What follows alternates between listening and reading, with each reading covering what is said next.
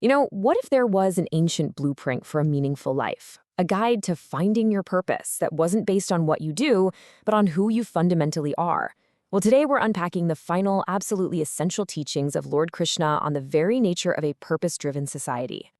So it all kicks off with this really urgent question. This isn't some theoretical debate. It's a heartfelt plea from Krishna's dearest friend, Uddhava. You got to imagine, he's looking around, seeing society on the brink of chaos, and he's asking for a timeless guide to bring back order and meaning. And the timing of this, wow, it's everything. These are Krishna's final words, his last and most crucial teachings before leaving this world. So Krishna's response, it's not just some simple list of do's and don'ts. No way. He offers something so much deeper, a cosmic origin story for society itself. So how did this whole system even begin? According to Krishna, it wasn't like a bunch of guys sat down in a boardroom and invented it. It actually emerged organically from the very fabric of consciousness as time itself evolved. So he explains that way back in the beginning, during this golden age called Satya Yuga, humanity was one. There were no different classes because everyone was basically born with this innate spiritual wisdom. They all had one name, Hamsa. And that word, it literally means swan, which is just this beautiful symbol of their natural, inherent purity. Okay, but as time went on, as the ages passed, consciousness shifted. A more defined structure became necessary for people to keep making spiritual progress. And get this, Krishna says this structure didn't come from, politics or economics. No, it emerged directly from the cosmic body of the Supreme Being, as you're about to see. And this is where the metaphor just gets brilliant. Society is seen as a single, integrated body. Think of it like this. The thinkers and teachers, they're the mouth. The protectors and leaders are the powerful arms. The producers and merchants are the thighs, supporting the whole body.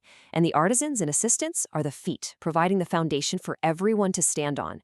Every single part is essential, and it all comes from the same divine source.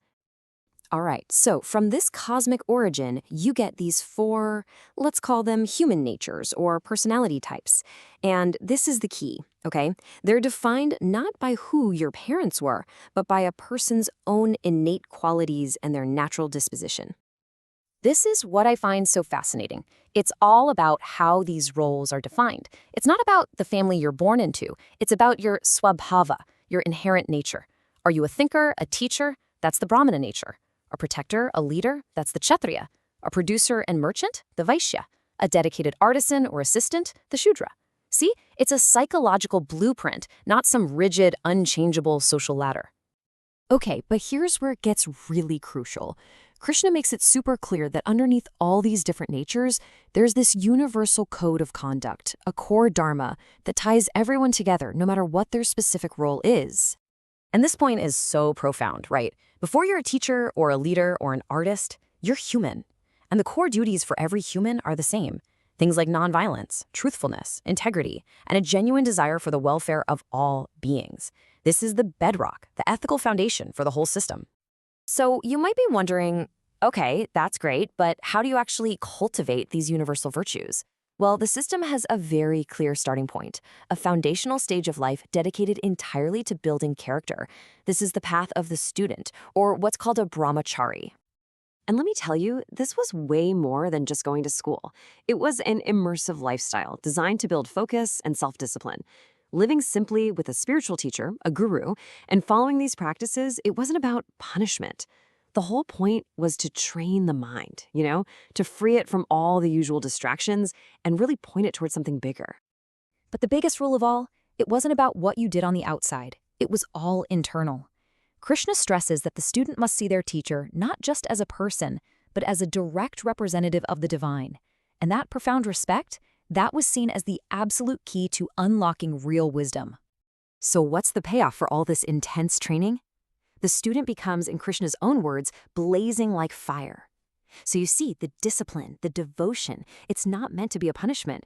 It's like a purifying fire that burns away selfish desires and impurities, leaving behind a strong, pure, and spiritually radiant person who's ready to contribute to society. Okay, so this all brings us to the big question, the ultimate goal. After all this structure and discipline, what's the end game? What is the point of all this, especially for someone just trying to live a good life in the world today? Well, this is where Krishna brings it all home. He reveals that this entire cosmic framework, the four natures, the ethics, the training, all of it is designed to lead to one single profound outcome. And there it is. That's the punchline. The ultimate goal, you see, isn't about blindly following rules. It's about using this framework to achieve inner peace. By performing your duties with dedication, but without being attached to the outcome, you find contentment. That, Krishna says, is the path. Which really leaves us with one final thought, doesn't it? In our crazy, modern, complex world, could this ancient blueprint for finding your purpose still show us the way?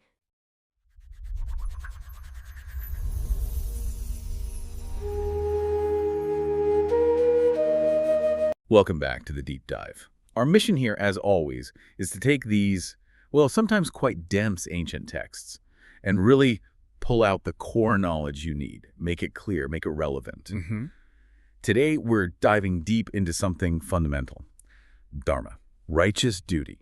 We're looking at a specific, really powerful dialogue about it. That's right. We're focusing on Uddhava's request to the Supreme Lord. It's quite an urgent plea, actually, and it prompts this incredibly detailed explanation of Varṇāśrama. Okay, Varṇāśrama, that's the system of social and spiritual duties. Yeah. Based on class and stage of life. Exactly. And the core idea here, the thesis, if you like, is that by performing your specific duty, your svadharmaya, that's the most direct way you can actually develop pure devotion. It's about channeling your everyday actions, your work, into spiritual growth. Right, turning effort into something more.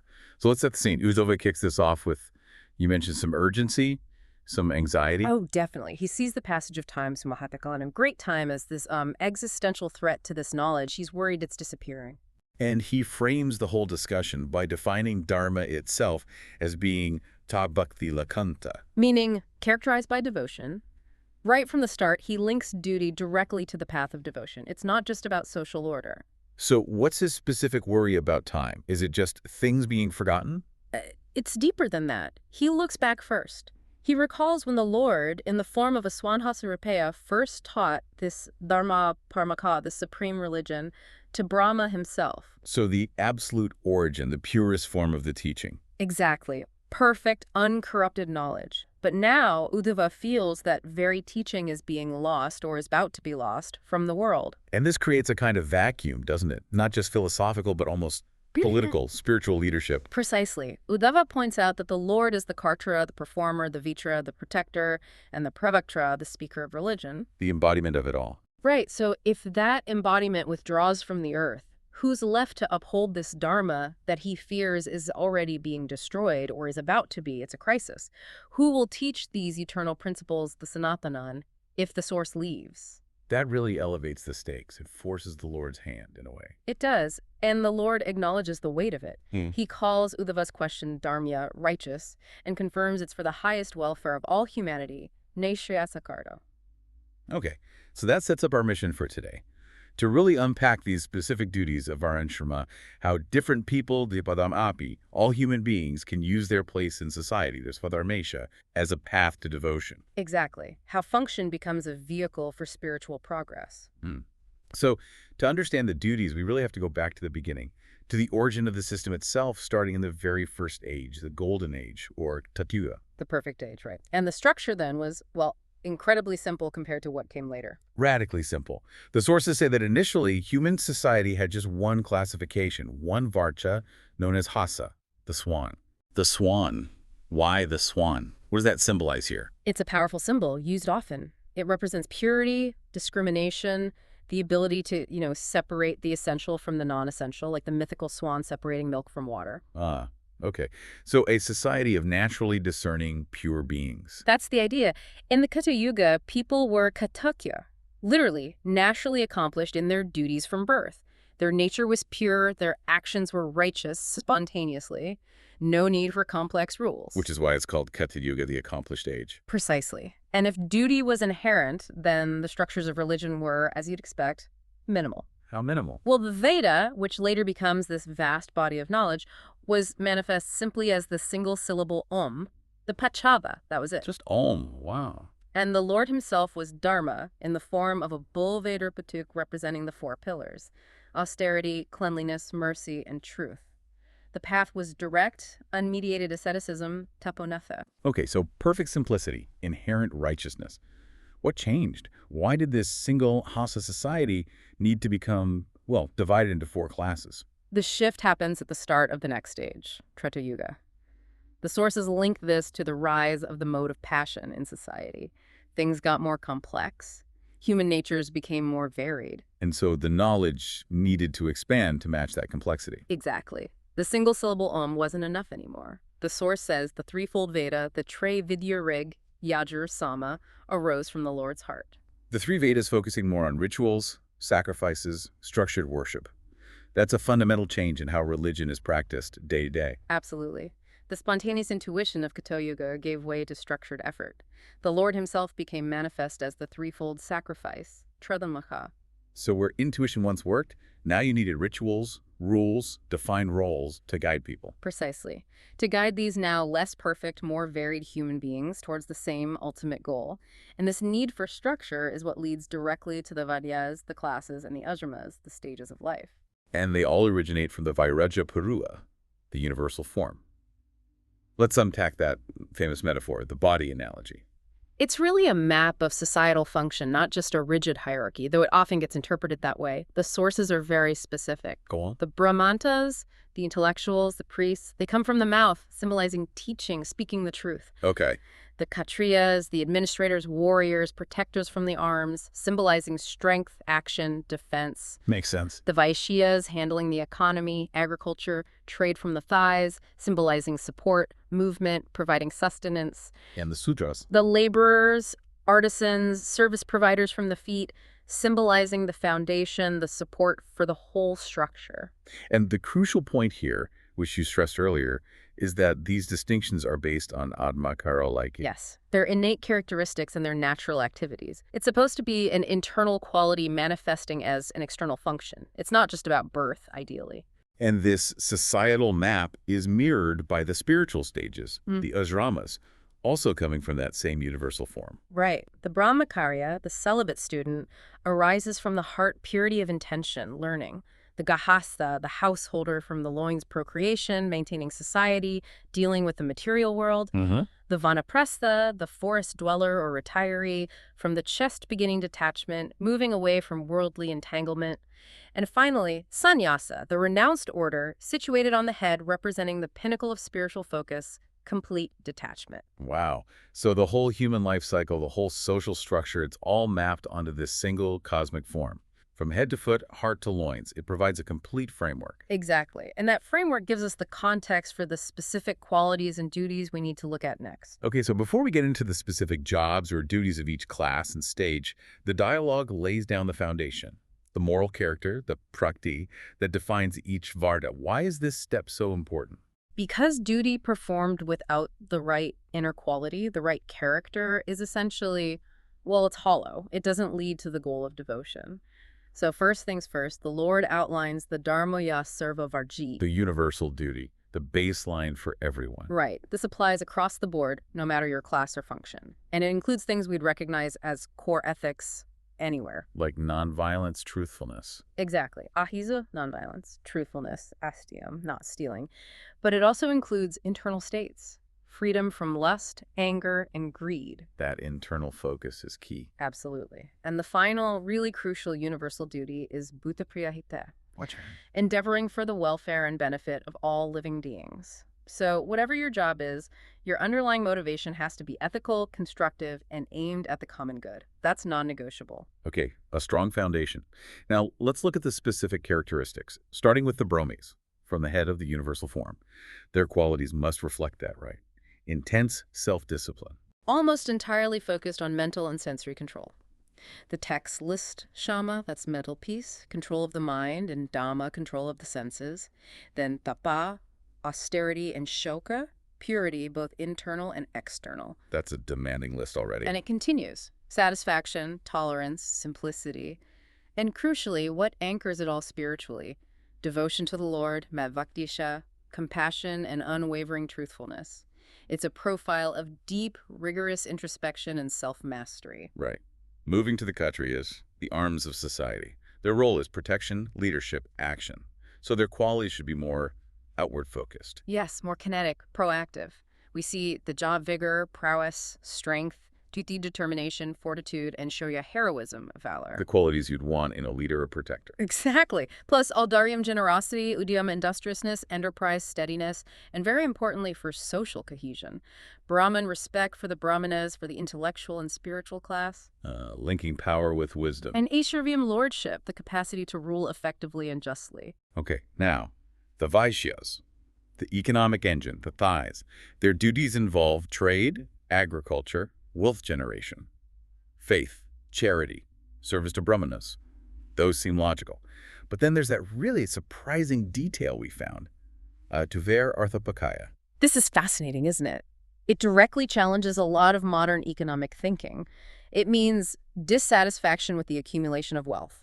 Dissatisfaction. For the class whose job is to accumulate wealth, how does that even work? It sounds like a contradiction. It forces us to redefine the purpose of their accumulation. The dissatisfaction isn't with wealth itself or with being productive. It's with the endless self-serving accumulation, the idea of just piling it up for its own sake or for personal greed. So it's about the motivation behind the wealth generation. Precisely. If a vaishya gets lost in hoarding and just watching the numbers go up for personal gain, they're actually failing the spiritual requirement of their varan. Their wealth is meant to be generated for the community, for facilitating trade, for charity, for supporting the brahmins and kṣatriyas, for taking care of their own family and dependents properly. So produce what's needed for righteous distribution and use, but don't become obsessed with the accumulation itself. See it as a tool for dharma, not the end goal. Exactly. Wealth as a means to facilitate righteous living for everyone, not as a personal status symbol or hoard. It's a huge conceptual difference from just maximizing profit. That really reframes the whole idea of business ethics in this context.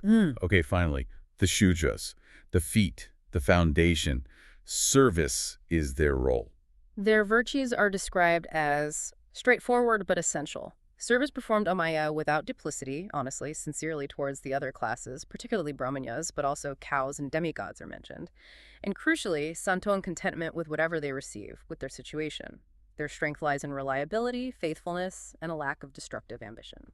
It paints a picture of a society where each part has a distinct, valued role, defined by inner qualities. And just to make the ideal clearer, the text also outlines the opposite, the characteristics of the outcast, those outside this system of dharma. Yes, it defines the negative traits that undermine both individual progress and social harmony.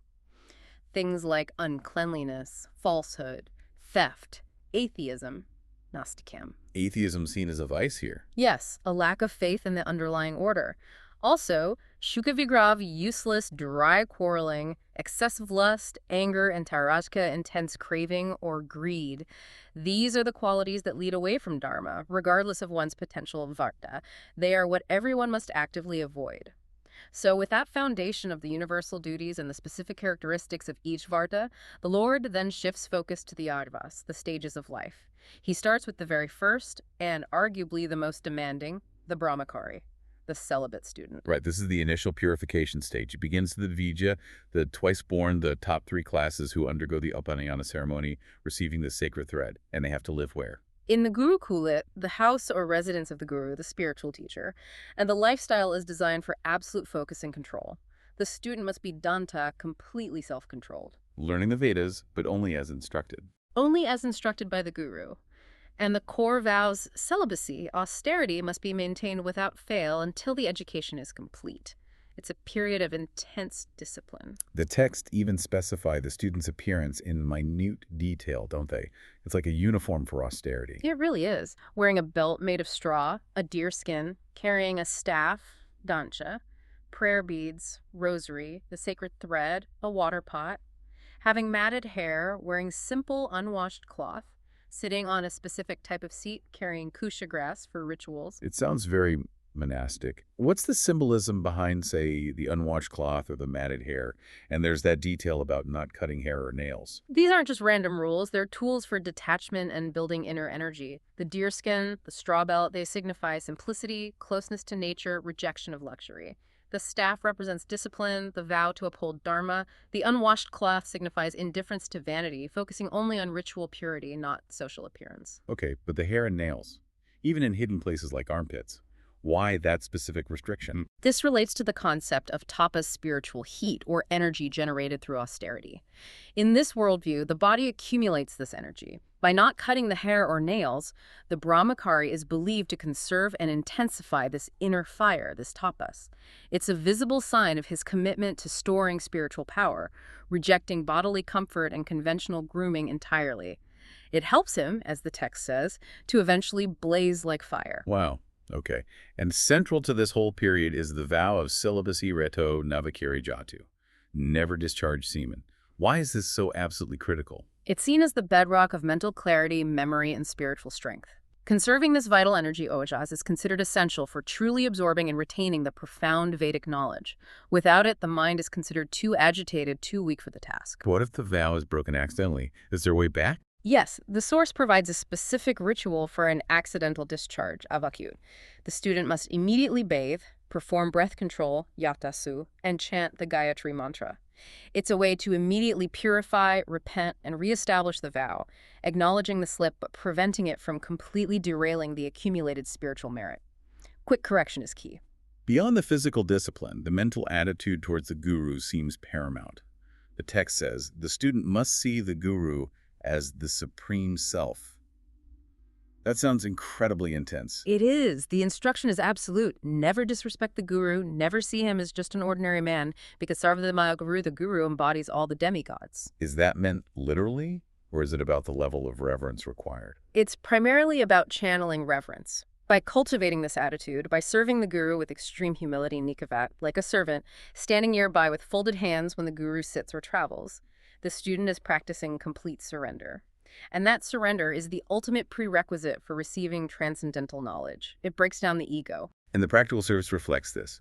Bringing alms, eating only sanctioned food. Daily duties reinforce the humility, bringing baikyam, alms, morning and evening, offering everything to the guru, and then eating only what the guru permits, always maintaining self-control. And this focus requires strict isolation from potential distractions. Especially interactions with women, right? The rules seem very strict there for the agasa, the non-householder. Extremely strict. Avoid looking, touching, conversing, even joking with women. And even avoid associating with any creatures engaged in mating. It's about creating a totally sanitized mental and sensual environment to maintain that intense focus needed for study and austerity. And if the student successfully maintains all this, what's the promised outcome? The Brahmad student who completes this path properly is said to blaze like fire agnira eva javalan. Through this intense, concentrated tapas, he burns away his karmasha, the stored seeds of past material actions and desires. He emerges purified, radiant with Vedic knowledge, and fully prepared for whatever stage of life comes next, or even for immediate liberation. Okay, so the student life is complete. The knowledge, jyasita agama, has been gained. What happens next? They can't stay a student forever. No. The first step is gratitude, offering dakhai, a parting gift, to the guru.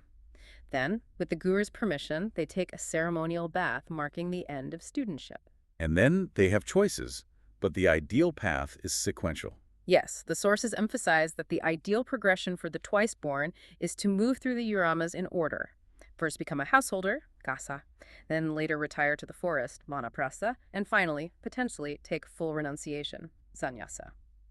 Each stage prepares you for the next, provided you remain matpara, always devoted to the Lord. So household life isn't seen as a detour, but a necessary phase. Exactly. If they choose that path, the next step is marriage, finding a suitable wife, typically younger, from the same varna, whose character is compatible and unobjectionable. Now we enter the world of the householder, dealing with work, family, society.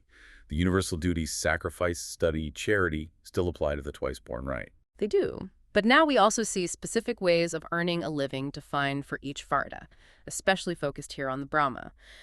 Their approved means are accepting gifts, pratigraha, teaching the Vedas, and performing sacrifices for others. But there's a major but attached to accepting gifts, isn't there?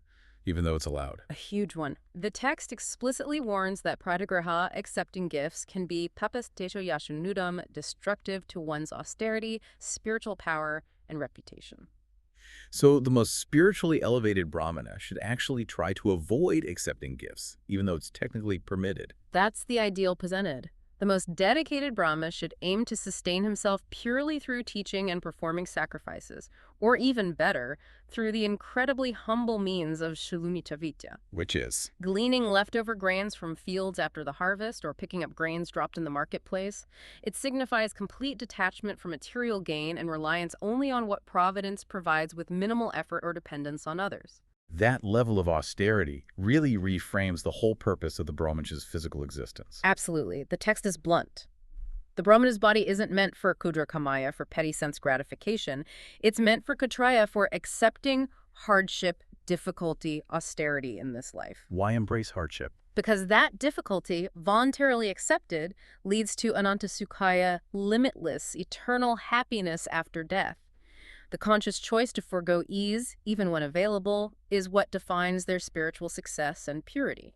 This strict ethical code even dictates how to behave in emergencies. In times of distress, the epity rules. What's the general principle there? The principle is basically survival with integrity. In a calamity, apati, a person may adopt the occupation of the class immediately below their own to survive. A Brahmin could take up vaiśya work, a kṣatriya could take up vaiśya work, and so on. But there's one absolute prohibition, something no one should ever do no matter how desperate. Yes, the srivacā, literally the dog-like occupation, servility, fawning, flattering, becoming completely subservient to a master simply for maintenance. Basically, selling your dignity and independence. That is considered the lowest path. Worse than poverty, or even taking up arms in self-defense if you're a Brahma. Why is servility considered worse than, say, a Brahman engaging in trade, which seems like a bigger departure from their intellectual nature? It's about preserving the core integrity and independence associated with each Varna. A Brahmin trading, or even fighting in self-defense, still maintains a degree of autonomy and utilizes inherent skills. But servility requires the complete surrender of one's will, self-respect, and moral compass to another purely for sustenance. It destroys the Brahmana's core identity of intellectual and moral independence. Similarly, it destroys the kṣatriya's identity of leadership. It's seen as a fundamental violation of one's dharma and integrity. So the hierarchy of distress occupations is clear. Brahma might trade or fight, but never be servile. Kṣatriya might trade, hunt, or even act like a Brahma, teach, perhaps, but again, never servility. Vaiśya can adopt śūdra work. Correct. And there's a crucial condition attached. Gṛhastha muktas, once the difficult time is over, you must give up that lower distress occupation. Garhinavattam. You return to your proper dharma. The temporary measure cannot become a permanent lowering of standards. To illustrate righteous duty in action, the text gives the example of the ideal king, the model kṣatriya. Yes, a powerful image. The king must protect all his subjects from danger, like a father, using his own strength and resources. He's compared to the leader of an elephant herd protecting his own. It's about active, selfless protection. And the reward for a king who fulfills this duty perfectly is quite tangible. Very tangible, described in celestial terms. Such a righteous king burns away all his sins and ascends after death in a vimana narka varkasa, a celestial vehicle as brilliant as the sun to enjoy in the heavens with Indra, the king of the gods. It shows that political life, lived according to dharma, is a valid and potent path to spiritual reward. Okay, bringing it back to the average householder, the gṛhastha. How do they balance the demands of family, work, and this overarching goal of devotion? The key is mindset. Recontextualizing their daily actions. They must perform the required daily worship to demigods, sages, ancestors, other beings, but understand that all these are madrupad, different forms or manifestations of the Supreme Lord. Their daily work becomes worship. And their economic activity Must be ethical. Perform sacrifices and support the family using wealth earned honestly without causing distress to dependents apyamichan. Exploitation negates the value of the rituals. But the biggest challenge seems to be internal, maintaining non-attachment while living right in the middle of attachments. That's the tightrope walk. The wise householder, the vipashit, has to cultivate a certain perspective. They need to view the inevitable future separation, death, change, almost as if it's already happened. They live in the present, fulfill duties, but without clinging desperately to the temporary. And the text uses that striking analogy, doesn't it? Pantasagama. Yes, the meeting of travelers. Your association with wife, children, relatives, friends, it's like travelers meeting briefly at an inn or on a journey. They share time, experiences, maybe help each other, but ultimately they each have their own path and will eventually part ways. Like waking up from a dream. Exactly. It's real while it lasts, but it's transient. The purpose is the shared journey, the mutual duty, not permanent possession or dependence. How does someone live like that day to day? How do you love your family but see them as fellow travelers? It sounds cold, almost. The text suggests the goal isn't coldness, but freedom from crippling possessiveness, nimrama, and false ego, nirhankta. You act with love and fulfill your duties diligently, but you live like a guest at Tithivat in your own home. A guest. How so? A guest is courteous, participates, respects the house, but knows they don't own it and their stay is temporary. They don't develop that deep, anxious mine feeling. So, you love and serve your family, but you mentally retain the awareness of the soul's eternal, individual journey. This awareness prevents the paralyzing fear and grief that comes from over-attachment. That sounds like perhaps the most difficult psychological and spiritual balancing act described so far. Deep engagement plus deep detachment. It is arguably the most complex path because the potential for distraction and attachment is constant. It requires continuous mental effort, continuous remembrance. But the texts assert that if you achieve this guest mentality, you can attain liberation even while living fully in the world. The external situation matters less than the internal consciousness. And to drive this point home, the Lord concludes this whole section with a very stark warning. He contrasts that ideal, liberated householder with the one who fails this test of attachment, the one headed for darkness. This is where we see the consequences of getting it wrong. The focus is on the person whose mind is completely stuck on home, obsessed with children and wealth, putravidyanetara, and maybe overly attached to spouse or sensual pleasures straight. This failure to cultivate detachment leads to becoming a kṣatriya, a foolish, petty-minded person. Kṣatriya means miserly or pitiable, and T is intelligence.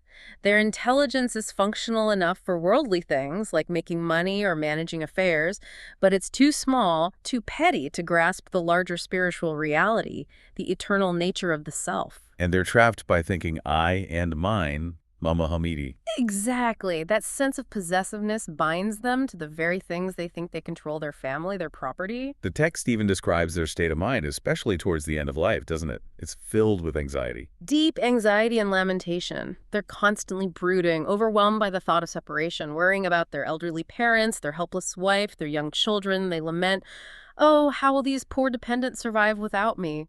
Their entire identity is wrapped up in being the provider, the center of this temporary world. So much so that the thought of their own death isn't just about personal loss, but about the perceived collapse of everything they hold dear.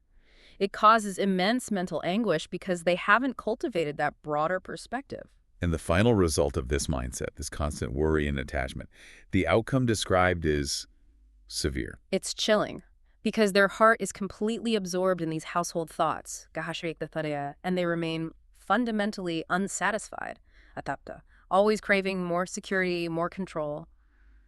Upon death, such a person enters entamtama, The blind darkness. of ignorance. Yes. Not just ordinary rebirth, but entry into a state reflecting the deep ignorance and anxiety they cultivated throughout life. Their own mental state becomes their post-mortem reality. That's a really powerful, almost grim conclusion to this detailed map of duties. We've journeyed from the ideal student, blazing with austerity, to the righteous king, to this fork in the road for the household attachment leading to liberation, attachment leading to darkness. The whole system of Varṇāśrama, as presented here, is essentially a framework. It's designed to take one's natural inclinations, one's inherent prakti, and channel that into a path of duty, dharma, that ultimately leads to liberation, if the work is done with the right consciousness, non-attached, devoted, ethical. Even the rules for distress, the apati rules, reinforce that integrity and adherence to dharma are more important than mere survival or convenience. Absolutely. The underlying principle is always to maintain one's core integrity and duty, even when facing hardship. So, thinking about this for us, for you listening, regardless of our specific class or stage in modern terms, there are some deep takeaways here. The text says the brahmana's body is for kṣatriya, for accepting hardship, suggesting spiritual growth comes through effort, maybe even discomfort. If we in our lives focus mainly on avoiding temporary difficulties, on seeking comfort above all, and if our minds are constantly brooding over our transient roles and relationships like those travelers at the inn, have we really used our intelligence for the highest purpose? That's the provocative question left hanging, isn't it? The choice seems less about grand gestures of renunciation and more about the everyday mindset. How do we relate to our work, our families, our possessions?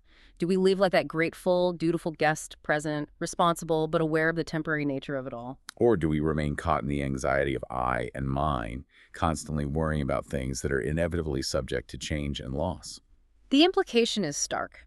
One path leads towards freedom, clarity, perhaps that eternal happiness. The other, the path of the kṣatriya, the petty-minded, leads directly into that blind darkness of ignorance. How you engage with your responsibilities today, with detachment or attachment, seems to determine where you ultimately end up.